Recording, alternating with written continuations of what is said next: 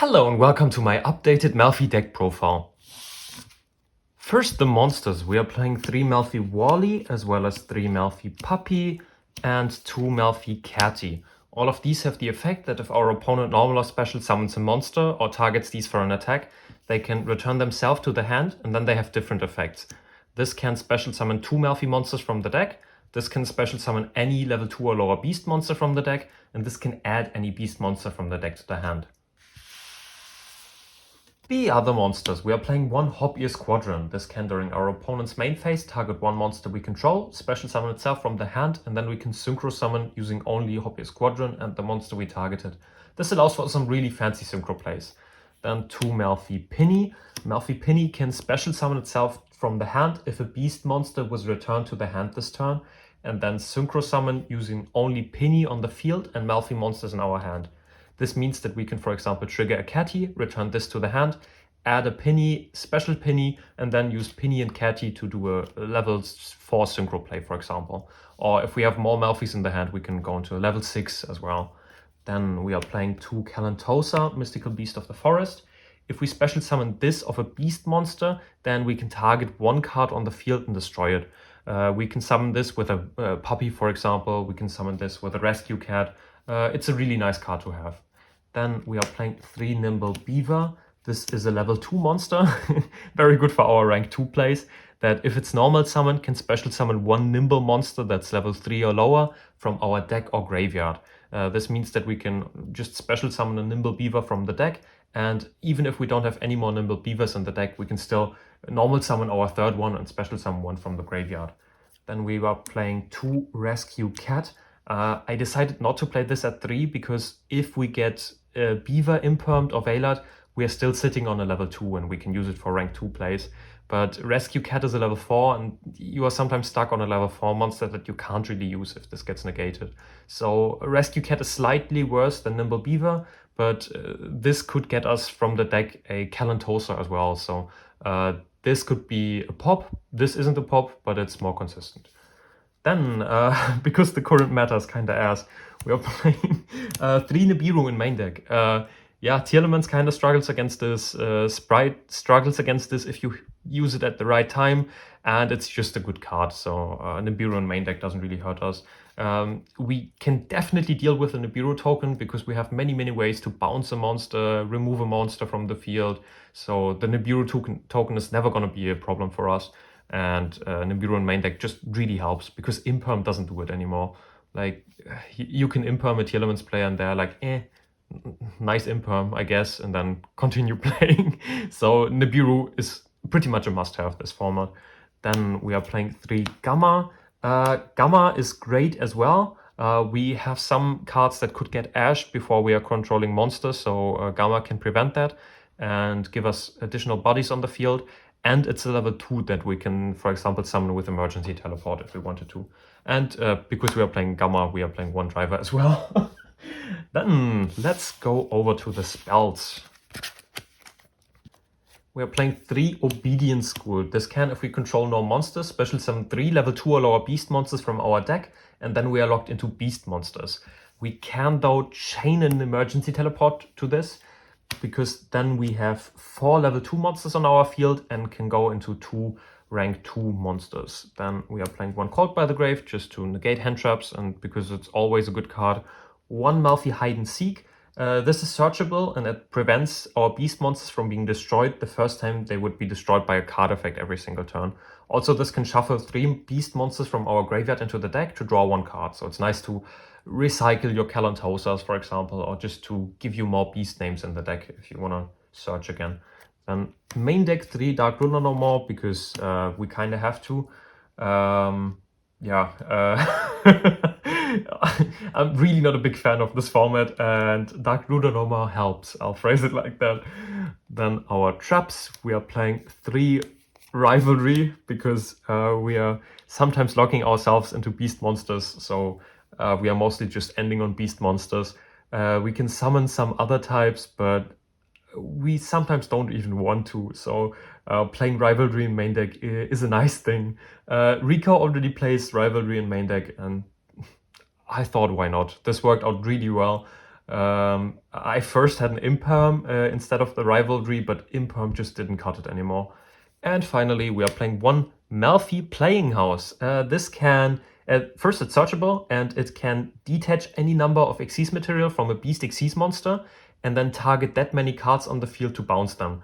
So it's basically a searchable beta compulse, and I really like it. Also, this is the only out to Mystic Mine we are playing in the main deck. So, yeah. The extra deck, we are playing one Herald of Arclight. This is an Omni Negate, and it has the effect that every monster sent from the hand or deck to the graveyard is banished instead. Then we are playing two Merry Melffys. This is a bounce on summon, and it can return itself to the extra deck if our opponent summons a monster or targets this for an attack to summon a Melffy Xyz monster from the extra deck.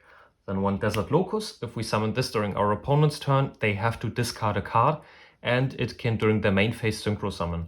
If we use Desert Locust and a level 2 monster, we can make an Omega, or we just use Driver and Gamma, and Omega can then banish itself and a random card in their hand. So we can make them discard a card and banish a random card from their hand. Then we are playing two Sky Cavalry Centuria. This cannot be destroyed by battle while it has an Xyz material, and after battle it can bounce the opponent's monster, non-targeting, which is really nice. This is sadly a Beast Warrior, so we can't make this if we've used Obedience School this turn. Then two Joyous Melffys. This needs 2+ level 2 beast monsters as material, and it can detach a material, and then all our Melffys can attack directly this turn. And during our opponent's turn, it can target a Beast Xyz monster, return it to the extra deck, and then we can special summon level 2 or lower beast monsters from our graveyard up to the number of materials the Xyz had.